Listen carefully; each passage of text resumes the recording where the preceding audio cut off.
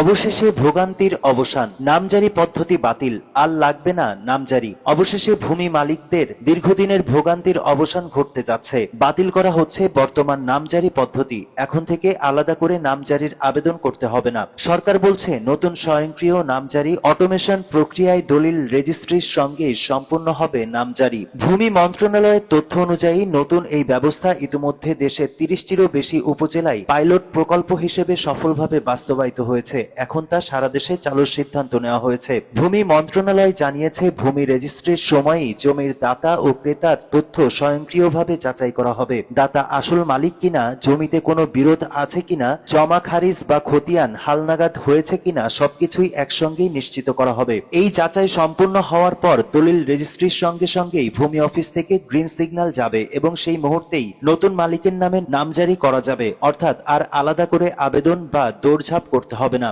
ভূমি মন্ত্রণালয় জানায়, এই স্বয়ংক্রিয় নামজারি প্রক্রিয়ায় দুর্নীতি ও হয়রানির সুযোগ বন্ধ হবে। আগে যেখানে আবেদন ঘুষ, দেরি ও অস্পষ্টতার কারণে বছর বছর ভোগান্তি চলত, এখন একবার দলিল রেজিস্ট্রি করলেই ভূমি মালিক পাবেন খতিয়ান, হোল্ডিং নম্বর ও খাজনা প্রদানের পূর্ণাঙ্গ কাগজপত্র একসঙ্গে। ভূমি উপদেষ্টা বলেন, এই বছরের মধ্যেই ভূমি মালিকানা নতুন স্বয়ংক্রিয় নামজারি ব্যবস্থার সুফল পাবেন। এটি কার্যকর হলে নামজারি সংক্রান্ত দুর্নীতি, দেরি ও হয়রানি চিরতরে বন্ধ হবে। নতুন ব্যবস্থাটি বাস্তবায়িত হলে ভূমি অফিসে নামজারি নিয়ে বছরের পর বছর ঝুলে থাকা আবেদন ও জনগণের দুর্ভোগের অবসান ঘটবে বলে আশা করা হচ্ছে। ভূমি ব্যবস্থাপনাকে আরো স্বচ্ছ ও জালিয়াতি মুক্ত করার লক্ষ্যে উচ্চ পর্যায়ের সিদ্ধান্ত অনুযায়ী 6 শ্রেণীর দলিল চূড়ান্তভাবে বাতিল করতে যাচ্ছে সরকার। ভূমি মন্ত্রণালয় থেকে জানা গেছে, আসন্ন জুন মাসের মধ্যেই এই বাতিলের প্রক্রিয়া সম্পূর্ণ হবে। এরপর আগামী জুলাই মাস থেকে সারা দেশে ডিজিটাল ভূমি জরিপ বিডিএস কার্যক্রম আরো জোরদার করা হবে।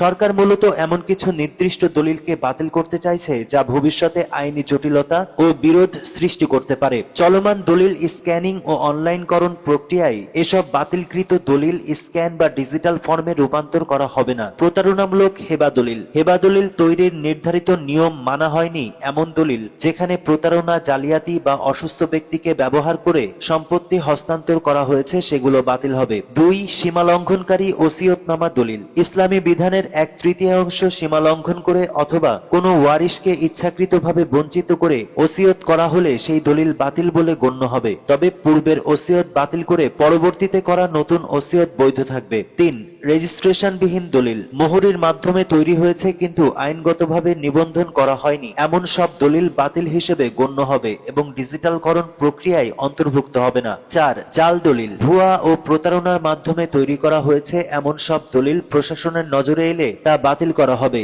সরকার মনে করছে অনলাইনে যুক্ত হয়ে গেলে এই জাল দলিল বাতিল করা কঠিন হতে পারে। 5 ক্ষমতার অপব্যবহারে অর্জিত দলিল, রাজনৈতিক বা প্রভাব খাটিয়ে জোরপূর্বক সম্পত্তি দখল করে দলিল প্রস্তুত করা হলে সেসব দলিলও বাতিলের আওতায় আসবে। ভুক্তভোগীরা আইনি প্রক্রিয়ায় তাদের মালিকানা ফিরিয়ে নিতে পারবেন। 6 অংশের চেয়ে বেশি জমি বিক্রির দলিল, কোনো ওয়ারিশ যদি তার প্রকৃত প্রাপ্য অংশের চেয়ে বেশি জমি বিক্রি করে থাকেন তবে অতিরিক্ত অংশের দলিলটি অবৈধ হিসেবে গণ্য হবে। প্রকৃত ওয়ারিশান আদালতের মাধ্যমে তার অংশ ফেরত নিতে পারবেন। ভূমি মন্ত্রণালয় জানিয়েছে, এই পদক্ষেপের মূল উদ্দেশ্য হল জমির মালিকানায় স্বচ্ছতা ও জবাবদিহিতা নিশ্চিত করা। একই সঙ্গে জালিয়াতির শিকার হওয়া ক্ষতিগ্রস্তদের ন্যায্য অধিকার ফিরিয়ে দেওয়া এই আধুনিক ভূমি ব্যবস্থাপনার একটি গুরুত্বপূর্ণ অগ্রগতি।